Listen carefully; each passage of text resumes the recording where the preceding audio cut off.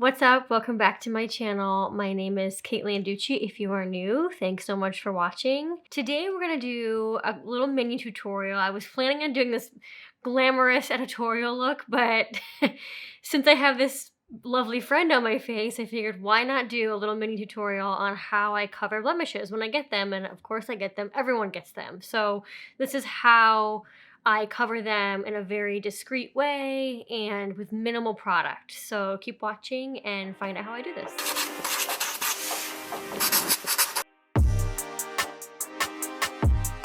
Getting started, I typically, when I have blemishes or things on my face, I don't love to wear foundation. I think it's just more product on your skin than you need. It just feels heavy, and then ultimately it doesn't really cover the spots. So your best friend in these scenarios is concealer, and there's different types of concealers, right? First, what I'm gonna do is do what I do every day, and it's my first step in my makeup routine, and that is my under eye concealer. And for that, as you know, if you've been on my channel or if you're new, my favorite under eye concealer is the RMS Uncover Up, and I wear the shade 22. It is just, to me, the most skin-like concealer. It's really emollient, it's really creamy, and it just blends into the skin and looks like skin. So this is what I use every day. I have not found a dupe for this. It's just my holy grail concealer. This is what I use first under my eyes, and I absolutely love this concealer.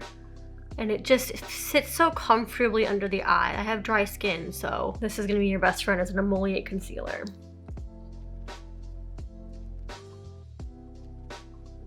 That's kind of it. That's the basics that I'll do. I'll just do under my eyes with this concealer every day. I will put it elsewhere if I feel like I need it, but since we have some blemishes going on, I'll show you what I do in that situation and what concealer I use for that. So when you have a blemish or a spot or even redness in your skin, you want to use concealer that's a little bit more of a satin finish or a matte finish, because you want it to kind of disappear, right? Concealers and any product that has any sheen to it will push forward. That's what light does. But when it's more matte and flat, it'll kind of go away and disappear and recede. The most matte concealer I have, because I don't love matte concealers, as if you've not been here before, I don't like matte anything, really. The most matte concealer I have is this NudeStix cream concealer. It's really lightweight. It feels almost like spongy, if that's the right texture description, but I love this for covering up spots. I use it sometimes under the eyes, but I don't love it for that. I feel like it's a little bit too dry for under the eye, but on spots, it's matte and it just kind of lays flat over the spot and it makes it disappear. A couple other good concealers for covering up spots is the NARS Soft Matte Concealer that's like been around forever. It is such a great product. The Laura Mercier Secret Camouflage, another great product, been around forever, great for covering spots. There are so many concealers, but think of a more matte type of concealer if you're covering spots. I know Clé de Peau, the one in the stick, that's also been around forever, great for covering spots. So things that you want to stay on your skin to feel lightweight and creamy, you want to use an emollient concealer like the RMS. Things that you want to just cover up, matte concealer. So what I do, instead of just taking the doe foot and kind of putting it all over my skin, for spot concealing, I take the doe foot and I use one or two of these brushes. Any kind of small detailed brush, I'll show you closer, is great for pinpoint concealing. And this is a total Lisa Eldridge technique. She's been on YouTube forever. She's such an amazing editorial makeup artist. I've been on sets with her. She's a phenomenal human being. But this is totally like her technique. So this is not mine, I'm taking it from Lisa. But you wanna use a brush that's really tiny. This is a flat one, like a flat concealer, or one that's like a little pencil brush like this. You can see here. Just so you can really detail place the concealer just where you need it, so it's not going everywhere. These brushes are from Delium Tools, but any brand has tiny brushes. I love Real Techniques at the drugstore. I love e.l.f. brushes, also at the drugstore. You can find these brushes anywhere. So I'm just picking up a little product on the doe foot with my little pencil brush here, and I'm gonna start pinpoint concealing where I need it to go. So I'm placing the product on. I'm gonna let it dry down a little bit so it's not super wet. I've got one kind of brewing up here, so let me cover him up. And I've got some of these scars over here. Had them forever. Everybody has scars. And I'm just gonna place this product right over where they are, just to kind of flatten them out a little bit, because they are a little bit pigmented. Then I'm gonna take the more flat brush, tiny brush, and start softening the edges around the spot. Also using my finger, just so it kind of starts to disappear into the skin. This concealer is good because you can also layer it, so I'm probably gonna do another layer on these spots, just so I get the best coverage that I can get. But light pressure.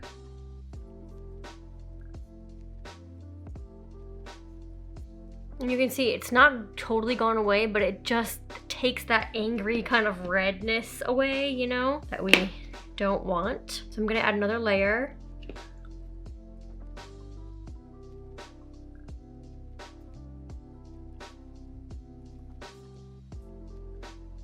And I'm just alternating between my fingers and the little brush.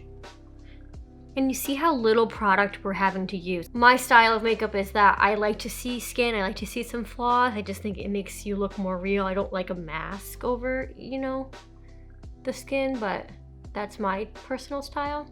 I'm gonna go back with my other concealer, my RMS concealer, and just add a little bit more to the center of my brows here, and kind of blend this over this top blemish up here.